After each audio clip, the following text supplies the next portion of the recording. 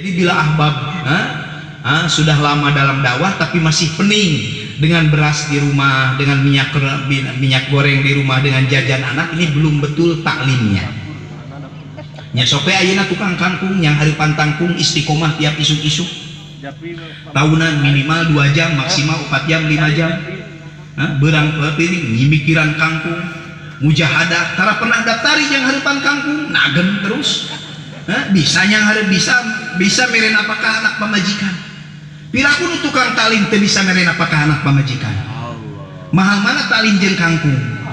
Nah, itu tukang kangkung teu wani daftari, ayuan tukang talim wani daftari. Tukang kangkung mah teu wani ninggalkeun digeruan ku pamajikan anak heula kangkung can beres, gerewek anakna heula kangkung can beres. Mitohana rek dikusruk oge diantap we da kangkung can beres. Tapi nah itu kang talim di imah wani ninggalkeun sagala rupa majarkeun teh buru-buru beresan deh budak ceurik. Kaheula atuh ngejos teh cukup 15 menit we hayeuna mah dakwah mah sumur hidup majarkeun. Ci kira-kira lamun an tukang talim tukang kangkung 15 menit payu kanaon. Tukang kangkung we minimal 2 jam yang harapan kangkungna. Manya tukang taklim saja masa pangsolehna. Siap sejam setengah insyaallah.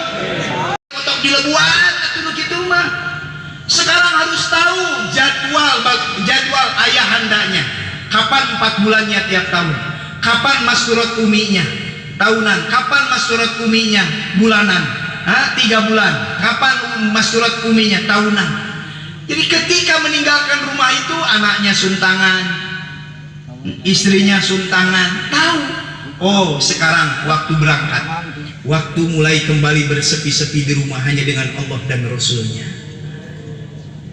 Biasa seperti itu para sahabat radhiyallahu anhu. Para sahabat radhiyallahu anhu seperti itu. Bashir radhiyallahu anhu masih kecil. Bashir radhiyallahu anhu masih kecil. Ayahnya pergi meninggalkannya. Nah, bersama ibu ya sayang, jaga ibu di sini. Aku akan bersama Rasulullah sallallahu alaihi wasallam.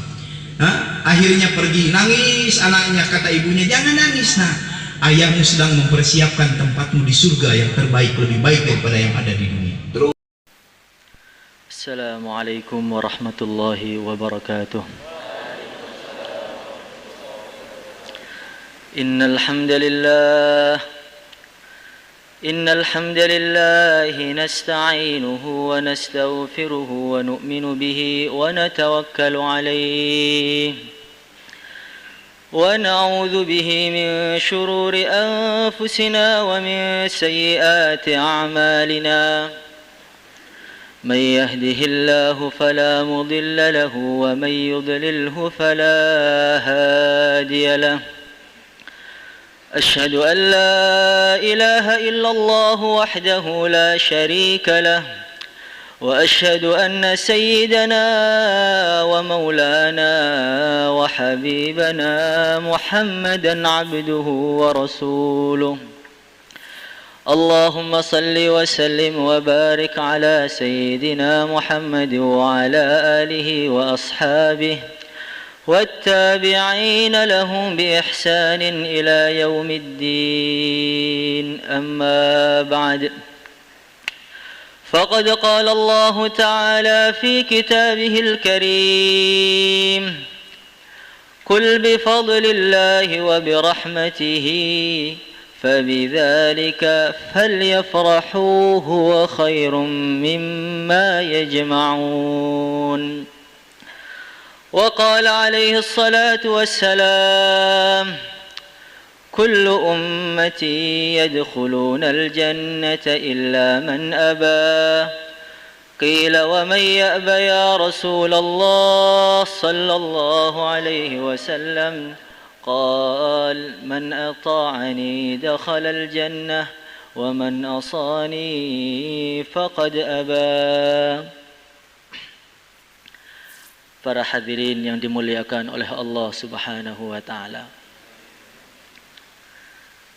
Sudah menjadi wataknya manusia, tabiatnya manusia. Dia ini akan sungguh-sungguh dalam satu amal ketika dia mengetahui kehebatan dan keistimewaan yang memerintahkan amal. Kalau kita di tengah-tengah malam tidur, kemudian dibangunkan oleh teman kita, ayo bangun, bangun. Tentu kita akan malas untuk bangun. Karena kita tahu dia tidak punya kelebihan apa-apa, itu teman saya, umurnya sama dengan saya, maka saya tidak wajib taat dengan dia. Tapi kalau yang membangunkan itu orang tua kita, maka tentu kita ini akan ada lebih semangat untuk menuruti perintahnya. Karena kita tahu dia begitu banyak jasanya kepada saya, mendidik saya, menafkahi saya sejak kecil, maka dia berdiri menuruti perintah orang tuanya. Tapi kalau tengah-tengah malam tiba-tiba seseorang dapat suatu surat, ditulis di situ, Tuan, nanti hari Senin Tuan dipanggil oleh Presiden untuk datang ke Jakarta sana. Maka mulai dapat surat itu dia sudah nggak bisa tidur. Aduh, dipanggil Presiden ini saya harus pakai baju apa?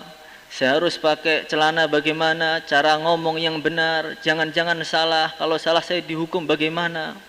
Bingung selama 3 hari sampai hari Senin dia nggak bisa tidur sama sekali.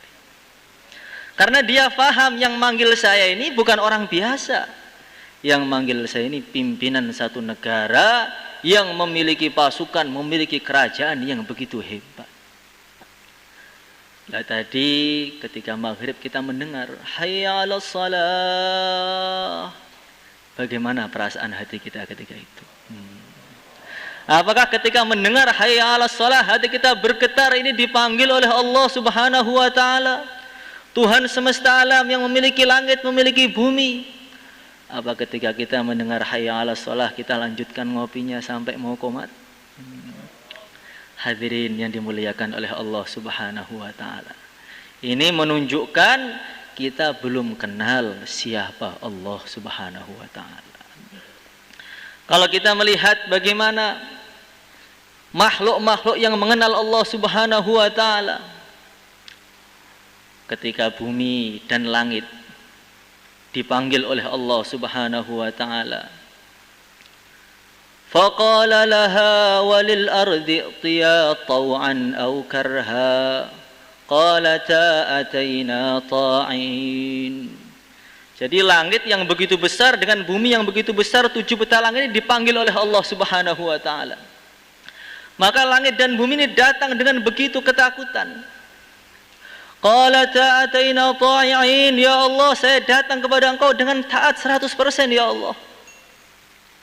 Maka ada satu malaikat itu yang nyeletuk, ya Allah, seumpama ketika Engkau panggil bumi dan Engkau panggil langit, tiba-tiba mereka berdua enggak mau datang, ma kunta sani'an bihima, kira-kira Engkau akan apakan bumi dan langit itu? Maka Allah Subhanahu wa taala berfirman, kuntu amiran dabatan min dawabi fatabtali'ahuma. Kalau bumi dan langit enggak mau datang, akan saya datangkan makhlukku, akan saya datangkan satu makhlukku yang bisa memakan sekali makan bumi dan langit dua-duanya. Malaikat kaget, ya Allah, Engkau punya makhluk yang lebih besar daripada langit dan bumi ya Allah. Hewan apa itu ya Allah?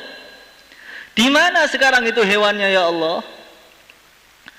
Maka Allah berfirman, fi marjim min muruji. Sekarang hewan raksasa yang akan memakan bumi dan langit jika mereka enggak datang itu, saya letakkan berada di salah satu padang rumput dari padang rumput-rumputku. Kalau satu hewan saja bisa memakan langit dan bumi, kalau 1000 hewan seberapa tempat padang rumputnya? Lah, itu satu padang rumput, kalau 1.000.000 padang rumput di mana letaknya itu? Maka malaikat-malaikat Allah Subhanahu wa taala ini tahu betul bagaimana kehebatan Allah. Maka di hari kiamat ada malaikat-malaikat yang Nabi sabdakan, ma baina syafrai ainaihi masiratu mi'ati am. Ada malaikat-malaikat yang besar-besar yang antara jarak kedua matanya ini jarak seperti 100 tahun perjalanan. Raksasa-raksasa yang begitu besar, antara kedua matanya saya seperti itu, bagaimana kakinya, bagaimana dadanya. Saat itu di depan Allah Subhanahu wa ta'ala mereka seperti anak kecil yang sedang kedinginan. Karena mereka tahu siapa Allah Subhanahu wa ta'ala. Maka malaikat-malaikat itu aneh melihat manusia ini. Dipanggil Allah Subhanahu wa ta'ala, tenang, Masya Allah, begitu hebatnya manusia di bumi ini. Bahkan dalam kitab Ihya diceritakan Rasulullah Shallallahu Alaihi Wasallam beliau berjumpa dengan malaikat Jibril. Wahai Jibril, tampakkan bentuk aslimu. Ya Rasulullah Shallallahu Alaihi Wasallam, kok nggak akan kuat? Saya pengen melihat sekali saja, tampakkan. Maka betul ketika malaikat Jibril menampakkan bentuk aslinya, Nabi nggak kuat, langsung pingsan. Setelah Nabi bangun, wahai Jibril, ternyata bentukmu begitu besar sekali, mengerikan sekali. Malaikat Jibril senyum, ya Rasulullah Sallallahu Alaihi Wasallam, kaifa idza ra'aita Israfil? Ini belum ada apa-apanya dengan malaikat Israfil ya Rasulullah Sallallahu Alaihi Wasallam. Israfil itu kepalanya bagian atas di arsy, sedangkan ujung kakinya di bawah bumi. Lah malaikat yang begitu besar itu ketika mendengar Allah itu mengecil-mengecil sampai kal usfuril qadim, kal usfuris saghir, seperti burung pipit yang sedang kedinginan. Kenapa seperti itu?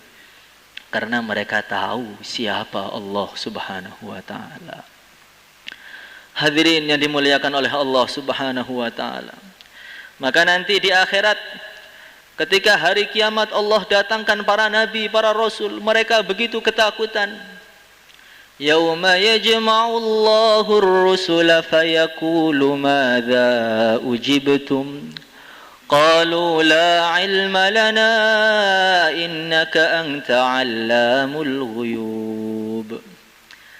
Ketika para nabi yang pertama kali dipanggil, wahai para nabi, gimana tanggapan umatmu ketika kamu berdakwah di dunia dulu? Saking takutnya para nabi kepada Allah, pertama kali nggak bisa jawab, ilmunya hilang semuanya. La ilma lana, ya Allah, saya sudah lupa semua, nggak tahu ya Allah dulu gimana di dunia itu, gimana nggak tahu. Para nabi yang tidak pernah berdosa di akhirat ketika berjumpa dengan Allah begitu takutnya. Bagaimana yang nanti berjumpa dengan Allah dengan membawa segunung dosa? Apa yang akan mereka rasakan di situ? Hadirin yang dimuliakan oleh Allah Subhanahu wa ta'ala. Alladzina idza dzukirallahu wajilat qulubuhum. Orang-orang yang ketika mendengar Allah hati mereka bergetar. Ini siapa ini? Orang yang mana benar-benar kenal dengan Allah Subhanahu wa ta'ala. Kenapa kita ini ketika mendengar Allah hati kita kok biasa saja? Bahkan mendengar Allah bisa sambil tidur. Bahkan mendengar Allah bisa pura-pura nggak dengar. Jadi ada orang baca Quran di sampingnya pura-pura nggak dengar sambil main HP. Gimana itu? Masya Allah. Hadirin yang dimuliakan oleh Allah Subhanahu wa ta'ala. Maka dulu kalau orang itu betul-betul kenal kepada Allah Subhanahu wa ta'ala, dia ini akan betul-betul hati-hati dalam amal itu, hati-hati. Seperti orang amal depan raja, kerja di depan raja yang begitu hebat, begitu dahsyat. Bagaimana? Dia takut salah. Ada satu ulama, dia ini istiqomah sholat shaf awal selama 40 tahun. Belum pernah terlambat takbiratul ihram walaupun sekalipun. Maka pas 40 tahun ada urusan. Sehingga dia sibuk ketinggalan sholat di shaf belakang. Maka tengah-tengah sholat hatinya nggak enak. Masya Allah, biasanya saya ini shaf awal depan sendiri, sekarang saya di belakang. Apa kata orang-orang kepada saya nanti? Orang-orang pasti bilang ini bapaknya ini sudah murtad kayaknya ini. Setelah dia salam, dia langsung istighfar, astaghfirullahaladzim. Ternyata sholat saya 40 tahun ini hanya mencari muka depan makhluk saja. Sudah, mulai hari ini akan saya qadha semua sholat saya selama 40 tahun. Jadi dia merasa sholat di depan dengan di belakang rasanya beda, berarti udah nggak ikhlas. Sudah, saya qadha semua. Kalau kita bagaimana? Sama juga Pak, saya depan belakang sama aja. Saking nggak kenalnya dengan Allah Subhanahu wa Ta'ala. Nggak sholat juga biasa aja. Hadirin yang dimuliakan oleh Allah Subhanahu wa Ta'ala. Orang kalau tahu keagungan Allah, kehebatan Allah Subhanahu wa Ta'ala, maka dia ini akan takut dengan satu dosa. Dalam Minhajul Abidin diceritakan ada satu ulama, dia ini duduk ngelamun. Orang itu kalau melamun biasanya otaknya kemana-mana, putar seret gitu. Ketika dia ngelamun, nggak zikir, tiba-tiba terbesit ingin maksiat. Saya kok ingin melakukan ini, melakukan itu. Maka dia mengatakan astaghfirullahaladzim. Racun itu buruk, pengen makan racun juga sudah buruk. Maksiat itu buruk, pengen maksiat sudah buruk. Minum baygon itu buruk. Saya kok pengen minum baygon, buruk apa enggak? Buruk, udah gila itu. Maka dia lepas bajunya, dia datang di tengah padang pasir yang begitu panas, berguling-guling.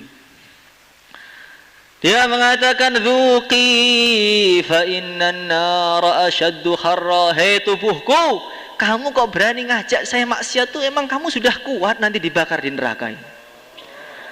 Dibakar di sini, guling-guling sudah kepanasan, bagaimana di neraka nanti? Apa tubuhmu sudah kuat banting-bantingan dengan malaikat Malik, sudah kuat apa belum?